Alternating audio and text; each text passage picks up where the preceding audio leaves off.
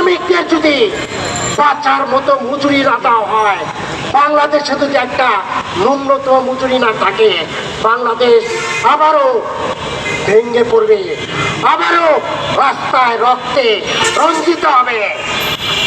নির্বাচিত সরকারকে এই জিনিসটাই স্মরণ করা দিতে চাই। আপনারা আজকে ক্ষমতা বসেছেন এই গার্মেন্টস শ্রমিকদের লাশ ও রক্তের উপরে দাঁড়িয়ে।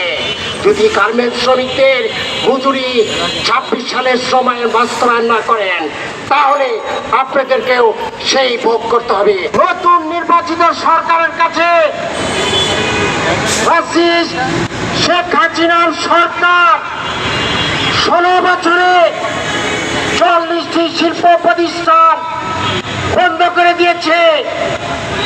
আজকে যদি শ্রমিকের কর্মসংস্থানের ব্যবস্থা না হয়, শ্রমিকদের শ্রমঘণ্টার মজুরি যদি লুট হয়ে যায়, তাহলে শ্রমিকরা ভালোভাবে থাকতে পারে না।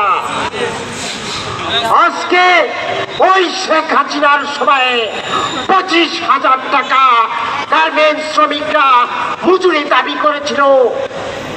12,500 টাকা মজুরি তারা এই শ্রম মন্ত্রণালয় ঘোষণা দিয়েছিল, সেই মজুরিটা এখনো পাচ্ছে না। কিছুক্ষণ আগে আমাদের এক বোন বলে গেলেন 6,000, 7,000, 1,000 টাকা বেতনে গার্মেন্টস শ্রমিকরা কাজ করে। এভাবে কাজ করলে শ্রমিকদের শরীর ভালো থাকে না, শ্রমিকরা সুস্থ থাকে। একজন শ্রমিক যদি 8 ঘন্টা শ্রম বিক্রি করে, তাহলে তার শরীরের দিকে প্রায় 2600 ক্যালোরি খরচ হয়।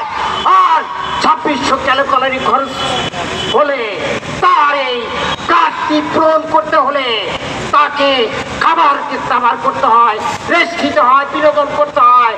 বাংলাদেশে 8 ঘন্টা তো দূরের কথা, 16 ঘন্টা পরিশ্রম করেও আমাদের শ্রমজীবী মানুষ 3 বেলা 3 মুঠো ভাত খেয়ে বেঁচে থাকতে পারে না, ঘর ভাড়া দিতে পারে না, ছেলের সন্তানদেরকে পড়াশোনা করাতে পারে না। নতুন সরকার এসেছে, সংসদে আলোচনা হচ্ছে, ফ্যামিলি কার্ড দিচ্ছে, কৃষক কার্ড দিচ্ছে। ভাই, কর্মসংস্থানের ব্যবস্থা যদি না করেন, ফ্যামিলি কার্ড দেন, কৃষক কার্ড দেন, কিচ্ছু হবে না। কর্মসংস্থান দরকার। বাংলাদেশে ফ্যাসিস্ট শেখ হাসিনা 40টি শিল্প প্রতিষ্ঠান বন্ধ করে গেছে। এই সরকারের কাছে আমরা দাবি করব 40টা শিল্প প্রতিষ্ঠান সরকারের অধীনে চালু করতে হবে। বেসরকারি শিল্প প্রতিষ্ঠান, বেসরকারি মালিকরা, পিজিএমরা তারা চালু করুক। কিন্তু হাসিনা যদি 40টা শিল্প প্রতিষ্ঠান বন্ধ করে থাকে, আপনার দরকার এই 40টা শিল্প প্রতিষ্ঠান চালু করতে হবে সরকারি অধীনে, নট বেসরকারি অধীনে। বেসরকারি অধীনে যদি এই শিল্প প্রতিষ্ঠান চালু হয়, আমরা সেটা মেনে নিব না। আজকে আপনারা দেখেছেন বাংলাদেশে বৃহত্তর শ্রমিক সংগঠন ছিল, ঐক্য ছিল ইসকপের। সরকারি কর্মচারীরাও কিন্তু ইসকপের দিকে তাকিয়ে থাকতো। ইসকপ ধ্বংস হয়ে গেছে।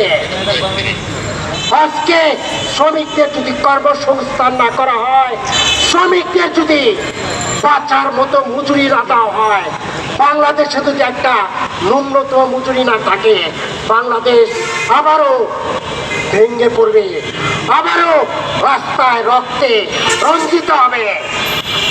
নির্বাচিত সরকারকে এই জিনিসটাই স্মরণ করা দিতে চাই।